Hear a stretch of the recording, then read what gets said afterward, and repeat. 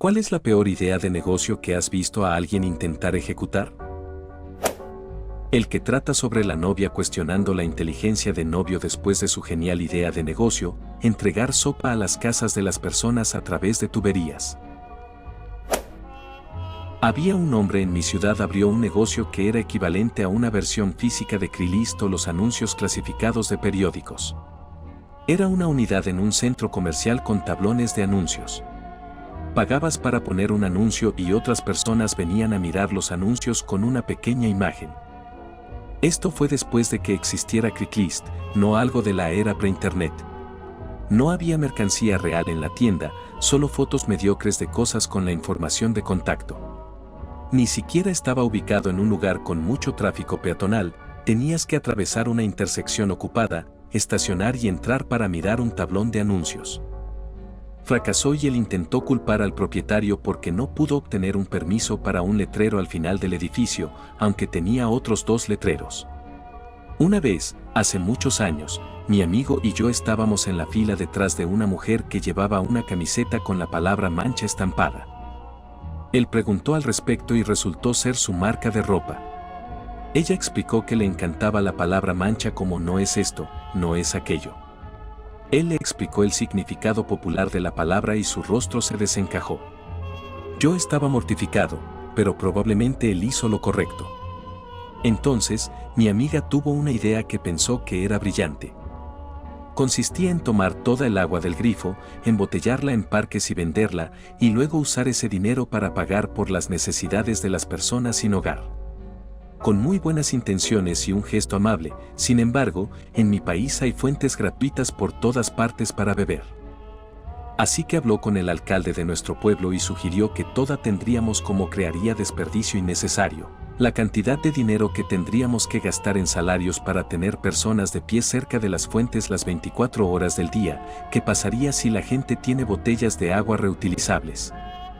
¿Y por qué ella no encuentra una forma de recaudar dinero para los programas para personas sin hogar que ya existen? Mi amiga se enfadó, todavía cree que su idea es brillante. Edición, todos comentan que esto es como Nestlé, pero no creo que estén leyendo completamente el post. La parte que el alcalde rechazó no fue volver a vender agua del grifo, fue tomar agua pública gratuita en fuentes que se mantiene con dinero de impuestos, y luego cobrar por el agua de nuevo justo al lado. Es como estar en un parque vendiendo tanques de oxígeno. También me pareció divertido imaginar a trabajadores de nivel de entrada, probablemente jóvenes adolescentes, simplemente parados alrededor de todas nuestras fuentes de agua las 24 horas del día, cobrando por botellas de agua redundantes y derrochadoras. El costo de esto sería muy alto y probablemente no generarían suficientes ingresos para empezar a pagar los salarios, y mucho menos contribuir eficazmente a combatir la falta de vivienda. Creo que podría haber una idea aquí, pero necesita mucho más trabajo y creo que ella pasó a otra cosa. Conocí a alguien que estaba obsesionada con comenzar una cafetería cooperativa. Una mujer aparentemente altamente inteligente, ultra educada que provenía de un entorno muy cómodo pero que siempre había tenido trabajos éticos mal remunerados. Amaba el café y era adicta a él, y no podía entender por qué la mayoría de los cafés decentes hechos por baristas en mi ciudad cuestan alrededor de 2.50 euros por taza. Sentía que esto era extremadamente injusto para la gente común. Había hecho los cálculos y descubierto que el café y la leche solo costaban, citó una cantidad muy pequeña que no recuerdo.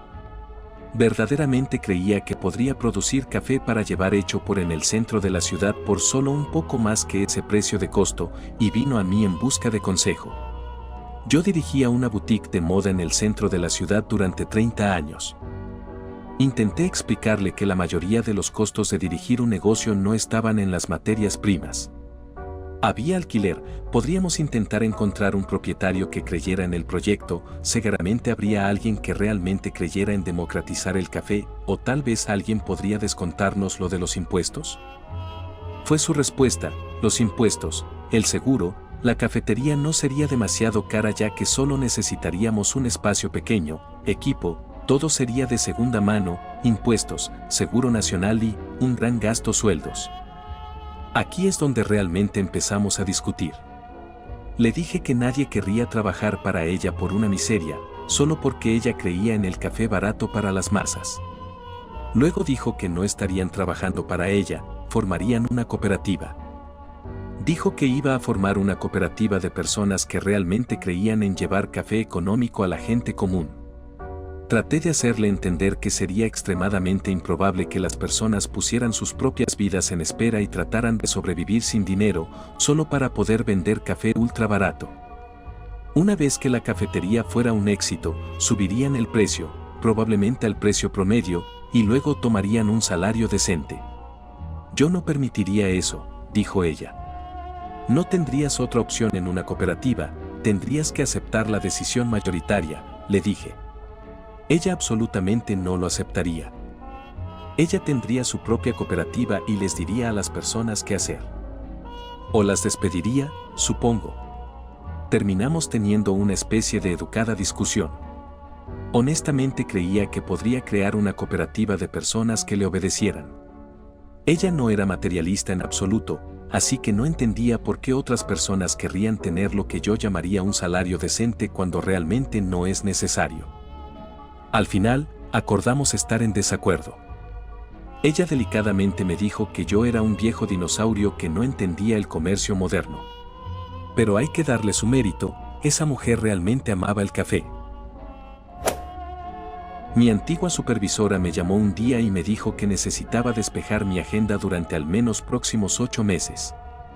Le pregunté por qué y ella me dijo que me estaba poniendo a cargo de un proyecto para producir combustible utilizando pirólisis. Le dije que yo era la persona equivocada para el trabajo y que sabía muy poco sobre pirólisis.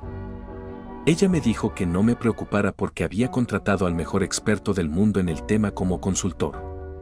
Mi papel era manejar el lado comercial de las cosas y hacer realidad la visión del consultor. Tan pronto como colgué el teléfono, hice una rápida búsqueda en Google del nombre del consultor.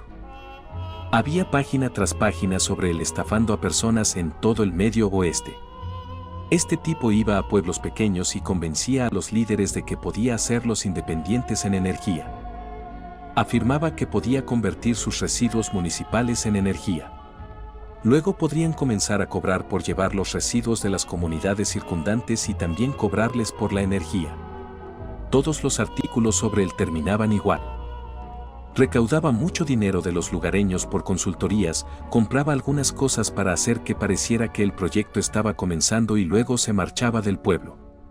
Le envié un correo electrónico a mi supervisora con alrededor de una docena de enlaces sobre el consultor defraudando a las personas. Ella me llamó de vuelta y me dijo que no me preocupara por eso. Dijo que ya había hablado con el consultor sobre su reputación. Él le había dicho que era porque esos pueblos pequeños carecían de visión, impulso y no podían reunir los fondos necesarios para hacer que sucediera. Le había prometido que esta vez definitivamente sucedería porque al trabajar con una empresa multinacional finalmente tenía acceso a los fondos para que funcionara. Ella continuó diciéndome que no importaba en ese momento porque ya le había pagado por adelantado $350,000 por sus servicios, así que solo tenía que seguir adelante con ello. Me reuní con el consultor acompañado del gerente de impacto ambiental de la empresa. Le hicimos preguntas relacionadas con el proyecto. El consultor no pudo responder a una sola pregunta técnica, pero sabía cómo enredar sus respuestas en un discurso de venta cada vez. Cada respuesta era sobre cómo ahora éramos parte del futuro de la energía. Después de que se fue, me volví hacia el gerente de impacto ambiental y le pregunté, ¿tú también crees que es mentira? Él dijo 100%, no le des ni un centavo a ese tipo. Le informé que ya era demasiado tarde. En los siguientes meses solo pude ponerme en contacto con el consultor una vez y eso fue todo. Me puse en contacto con mi supervisora preguntándole si había estado en contacto con él.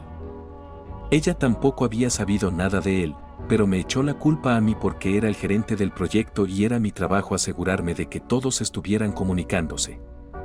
En resumen, una antigua supervisora mía me puso a cargo de un proyecto con un estafador conocido. Un tipo quería abrir una casa de alquiler de equipos de cine y video en un pueblo pequeño. Si no sabes nada sobre equipos de cine y video de grado profesional, son caros como la mierda. Así que ya la barrera de entrada es increíblemente alta porque necesitas construir un inventario medio decente. Además, realmente no había mucha industria cinematográfica de video en este pueblo. Había colegios y estudiantes de cine, pero no iban a ser suficientes. Los estudiantes de cine suelen estar quebrados. Fuente: yo era estudiante de cine. La parte sin sentido es que este problema de ubicación fue completamente autoimpuesto. Estaba a solo un par de horas de distancia de una gran ciudad con un montón de profesionales del cine, la televisión y el video. Si se hubiera mudado y hubiera obtenido incluso una fracción de negocios allí, estaría bien. Podría haber tenido que competir las grandes casas de alquiler al ofrecer un descuento, pero algún margen es mejor que ninguno. Los cineastas conducirán unos minutos extra para obtener un pequeño descuento. Pero no. El tipo estaba súper comprometido a hacer funcionar esta casa de alquiler en su pueblo pequeño. Es increíblemente terco incluso después de que le di ese párrafo de razones por las que esto podría no ser una gran idea y cómo podría revisar sus planes para que funcione. Pensaba que yo tenía un sentido para este tipo de cosas y me preguntó cuánto me costaría ir a este pueblo pequeño para ayudarlo con este proyecto. Le di un número un poco por debajo de la tarifa de mercado, pero quería que me comprometiera completamente con este proyecto sin ninguna expectativa de salario. Había filmado algunas cosas con él anteriormente y teníamos una relación comercial bastante decente en ese sentido. Pero hombre, soy videógrafo, no dueño de una casa de alquiler, así que rechacé esa oferta. No lo tomó bien y cortó todos los lazos poco después. Para ser honesto, estoy algo contento de que lo haya hecho. La última vez que revisé, el tipo había agotado sus tarjetas de crédito, presumiblemente estaba en una montaña de deudas, terminó una relación de una década, desarrolló una dependencia poco saludable de la marihuana para hacer frente y quemó puentes con un montón de clientes. Su ambición no estaba a la altura de su sentido empresarial y estaba más allá de salvarse cuando no podía evaluar objetivamente las críticas a su plan de negocios. Trabajé para una firma de capital de riesgo como consultor de ingeniería y una vez un fundador vino a nosotros con una idea basada en el marketing en redes sociales. Esta persona nunca había tenido un trabajo, acababa de graduarse de la universidad y tenía un mes de experiencia en el campo como pasante durante un verano. El VC lo escuchó, a pesar de tener nada más que una idea, y básicamente le dijo: recauda X cantidad de dinero y consideraremos construirlo, donde X era una cantidad ridícula de dinero para poner en marcha una idea. Al día siguiente, regresó con la cantidad completa. Sus padres son ricos y simplemente le dieron felizmente 6 cifras para comenzar una empresa. Contrató al brazo consultor para construir una aplicación de citas para emparejar a influencers de redes sociales con grandes empresas. Algunos aspectos destacados fueron: nunca se levantaba antes de las 12, así que las reuniones matutinas estaban descartadas. Le tomó semanas entender cómo establecer una empresa. Secretamente seguía intentando atraer a los ingenieros de software del equipo, ofreciendo salarios sorprendentemente buenos y enviando capturas de pantalla de todo el dinero en su cuenta. Alquiló un bar en la ciudad para una gran fiesta de lanzamiento. Entregamos la aplicación que quería y todo estaba listo para comenzar.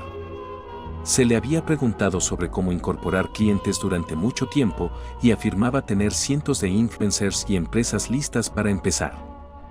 El día antes de la fiesta de lanzamiento, nos dijo que en realidad no tenía a nadie aún, pero que estaba trabajando en ello. La fiesta de lanzamiento fue solo el VC, el equipo de consultoría y unos 12 de sus amigos cercanos, en un bar enorme que había alquilado completamente, con barra libre. El VC estaba furioso, naturalmente, pero lo veía como nada perdido. Había invertido dinero, pero el tipo había pagado más por su aplicación y servicio para que se construyera. La última vez que lo comprobé, no se había inscrito ni una sola persona. Creo que literalmente esperaba que la gente se inscribiera una vez que estuviera en internet y se sorprendió cuando las empresas y los influencers no se aferraron repentinamente. Nuestra teoría era que había visto demasiado, lo que sea que eso signifique. Mi tía y mi tío siempre se involucraban en algún esquema de Ponzi. Después de que sus sueños de Enway se derrumbaran, decidieron comprar un restaurante en una zona industrial muy concurrida que ya era popular. Tengamos en cuenta que mi tía y mi tío no sabían nada sobre el negocio de los restaurantes y aún menos sobre cómo dirigir un negocio. Fueron a mi abuela y le pidieron 100.000 de ella. El resto del dinero lo obtuvieron de una segunda hipoteca sobre su casa. Mi abuela dijo: mira, te daré los 100.000, pero saldrá de tu herencia y cambiaré mi testamento para reflejar esto. Genial. Ella recibe sus 100.000, obtiene 300.000 en su casa. Compran el restaurante y parte del trato era que el antiguo propietario se quedaría por 3 meses. Todo marcha bien con el antiguo. Mi tía despide inmediatamente a los 2 chefs de línea que habían estado allí durante más de 20 años y decide meterse en la cocina ella misma con el resto del personal. Mi tío manejará la caja con la única camarera. Inmediatamente, todo va horrible cuando mi tía y su amiga se dan cuenta de que están en problemas. La calidad se desploma y lentamente la gente comienza a irse. Uno de los grandes atractivos del lugar era el café de calidad y los productos de panadería hechos en el lugar. Mi tía pensó: bueno, puedo conseguir cosas de Costco y pasarlas como si fueran nuestras, ¿verdad? Ahora, a los 6 meses, están perdiendo dinero, todo el personal se ha ido y solo están mi tía y mi tío en el lugar. Mi abuela quiere ver el restaurante, así que mi mamá la lleva a almorzar. Entramos y el lugar está vacío. Mi pobre tío está sentado en una mesa fumando. Mi abuela se pregunta qué pasa, es la hora del almuerzo y debería estar lleno. Al darse cuenta de los problemas, contacta al antiguo propietario y le ofrece pagarle por su consejo. Él responde: pareces una buena señora, pero tu hija no sabe nada sobre este negocio, solo me quedé porque estaba en el contrato y no quería ser demandado. Ahora, a los 9 meses, de alguna manera están saliendo del agujero. Recuperaron a uno de los chefs de línea, arreglaron el restaurante, cambiaron de nombre y empezaron a tener un poco más de movimiento. Lamentablemente, también habían asumido otros 300.000 de deuda en todo esto. Decidieron quedarse abiertos hasta más tarde y hacer pizzas. Curiosamente, la pizza estaba bastante buena. Pero nuevamente, mal ejecutada. Estaban ubicados en un parque industrial, consiguieron que mi primo hiciera las entregas, pero estaba mayormente drogado, así que o la pizza llegaba fría o no llegaba en absoluto. Mi tío literalmente dormía en el restaurante en la oficina trasera trabajando 18 horas al día. A los 12 meses, estaba impresionado de que hubieran llegado tan lejos, pero estaba a punto de venirse abajo. El propietario del edificio aumentó el alquiler un 15%. Aceptaron no aumentar y reducirían su espacio. Ahora tenían solo 1 de 4 del espacio por el mismo precio. Ahora apenas tenían mesas, ni siquiera tenían acceso directo al vestíbulo.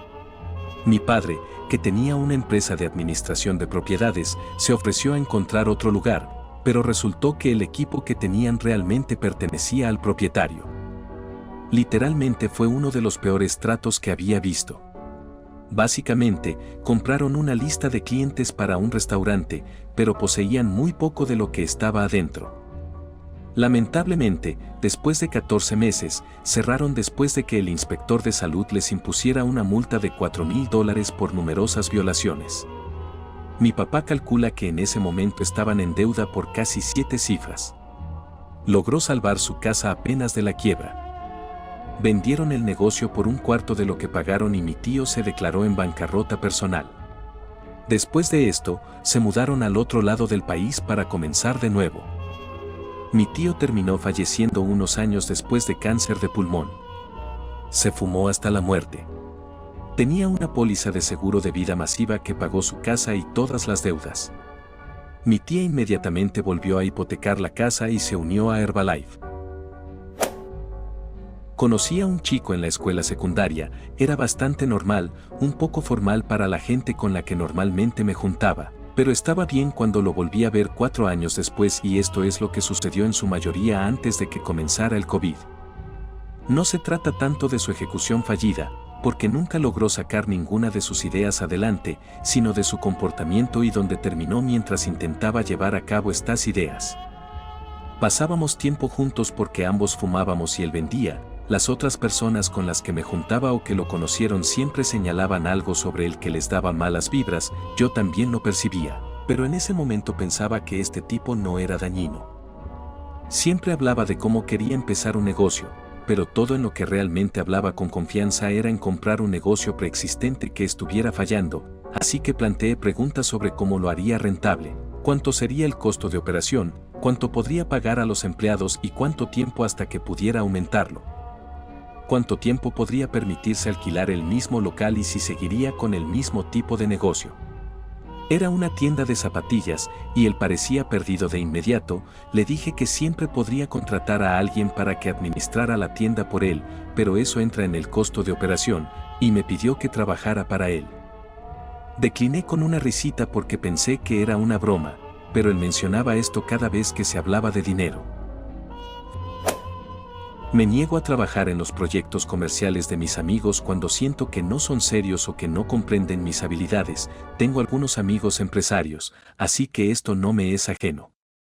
También traía a colación preguntas de sentido común al ver películas o programas. No puedo recordar la película exacta, pero pensó que un thriller de ciencia ficción era una película basada en la vida real y estaba realmente preocupado. Así que espero que ahora tengas una perspectiva sobre la capacidad de este tipo para entender cosas que no sabe. Salta unas semanas después, mismo tipo, ha estado entrando y saliendo un poco, no colgaba tanto, no estaba seguro de qué pasaba, pero me contactó así que le dije que viniera. Apareció con los ojos muy abiertos pero por lo demás normal y de inmediato me pidió que pusiera algunas pistas para que él improvisara. Fue la primera vez que hizo esto.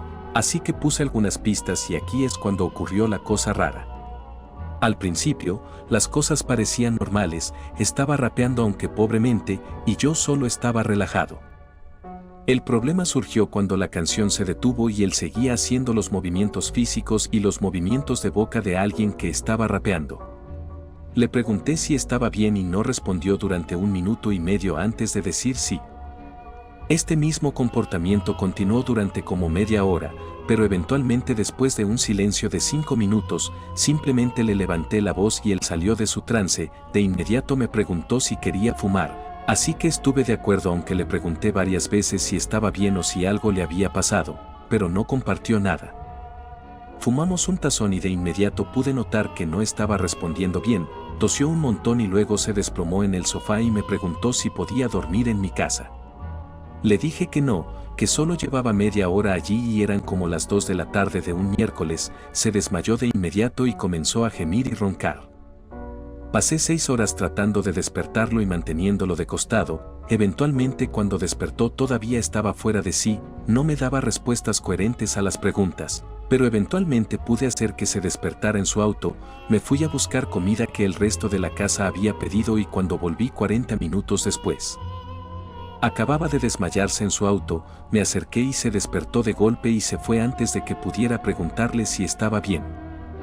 No hablé con él durante como 6 meses después de esto ya que él no me envió mensajes de texto y hasta que no se disculpó por su comportamiento no iba a contactarlo, pero eventualmente me enteré de que ya no vivía en la zona y que estaba sin hogar en una ciudad vecina. Aparentemente había vuelto a tomar Xanax, que había tomado en la secundaria y había ido a rehabilitación por ello, y lo estaba mezclando con marihuana, lo que para él significaba convertirse en un zombie al 100%.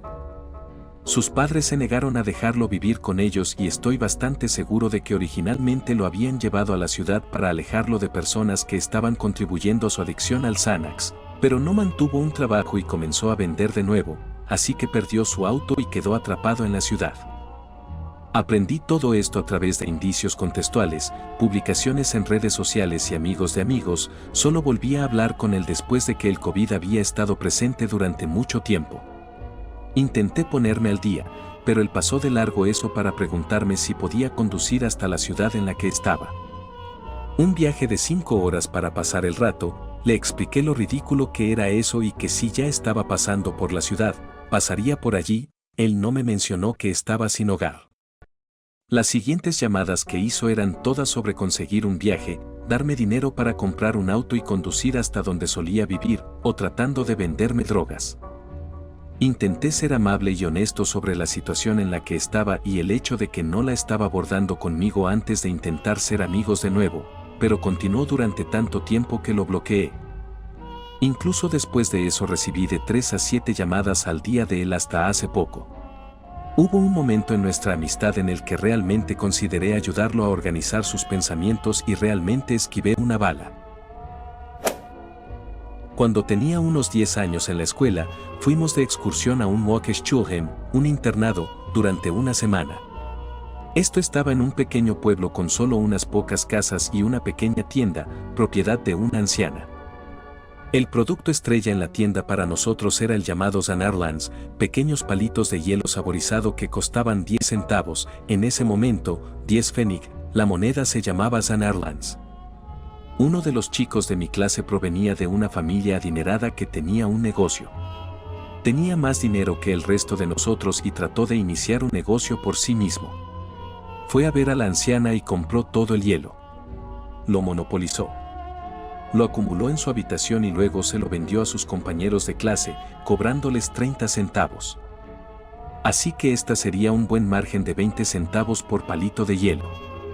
¿Puedes imaginar que no estábamos nada contentos con él y esta situación? Quizás fue allí donde me di cuenta por primera vez de cómo funciona el capitalismo y que no funciona a mi favor, sino al de los ricos.